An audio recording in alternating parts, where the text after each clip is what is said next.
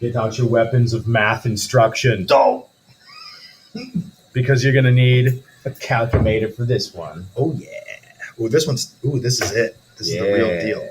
Why is it that the atomic masses on the periodic table are all decimals when you can't have like a half a proton or neutron? Because it's a weighted average, I say, Monaco. It's a weighted average. What the heck's that mean, Mr. Monaco? That just means that your gym grade should not count as much as your math grade in your report card. That's really what that means. But it does.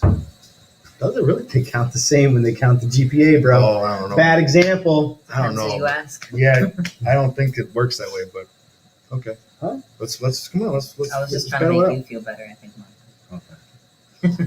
No, they're not as worth as many credits. I have no idea what's going on. Okay, learning targets. Here we go. Learning target. Whoa. I can identify and define isotopes and calculate the average atomic mass of any given element, given two important pieces of information: the natural abundance of its isotopes and the weights of those isotopes. Yeah, we are never going to figure out the natural abundances. You have got to use the information provided and just trust it.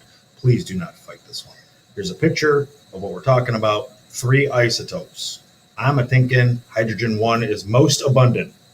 Well, yeah. How do I know? Because the average atomic mass of hydrogen is closer to 1 than it is to 2, or closer to or 3. See how we did it? And it's math, and so let's do it.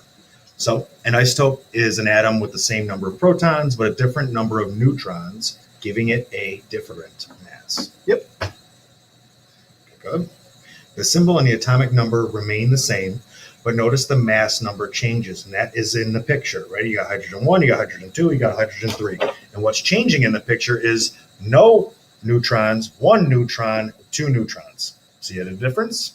I do. Now we get to this whole piece called average atomic mass. Boom. Okay. Go for it, Yana. This is that upper piece in the box that's talking about average mass, and that has to do with those naturally occurring isotopes. We have to calculate that, and you need 2 things. That's the mass of each isotope and how abundant it is. And that'll be in a percentage. Mm-hmm. This is what the calculation looks like, okay? It looks terrifying at first, but we're going to show you an example. Leave a little space in your margin. Really not that bad. Okay?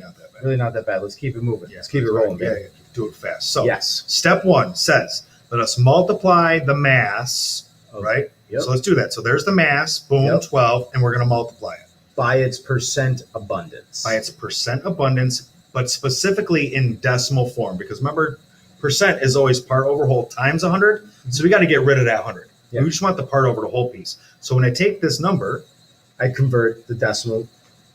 You divide by 100 and move the decimal 2 spaces to the left. And it means that 98.89% of all carbon atoms have an atomic mass of 12. Correct. So we have to make sure that our calculation accounts for the fact that most of it's 98, almost 99 out of 100 carbon atoms having a mass of 12, and only a very small percent have a mass that's different. Right. Because so if Monaco and I are pouring out carbon powder onto the balance, right, most of those carbon atoms are going to be 12, but every so often there's going to be a 13, and every so often there's going to be a 14. Mm-hmm. And we're just going to be a little bit more accurate and say it has an average atomic mass. Mm-hmm. So this mathematics, right, gives me an answer of 11.8668. I have to do it again. But it's only part of the picture because you have to account for the other isotope, which is carbon 13 in this case. Do the same process. So the mass for carbon 13 is 13. I got to take this 1.1% though into decimal form. Move that decimal, grab it, move it 2 steps to the left, put a 0 in the spaces. You got it. And now we can multiply these together. Now I've done step 1.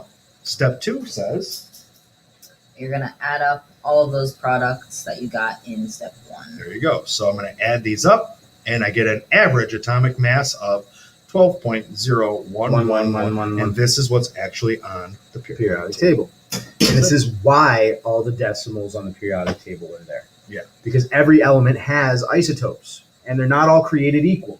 And this is a perfect example now of you watching a video and being able to try the practice on your own that model this exact thing. Mm-hmm. Now, the first problem you do, you're going to not be so confident. but you're going to follow the steps the same way we just did. Mhm. The second one, you're going to be a little bit more confident. And by the third and the fourth one, you'll be like, okay, I got Set it up this. exactly the way. Everybody hold up the calculation. Do it exactly this way, Yes. okay? Because that is how you do it. Atomic mass times the decimal version Yep. of the percentage, and you're off and running. You're good to go. You are good. I push the button and I turn it off.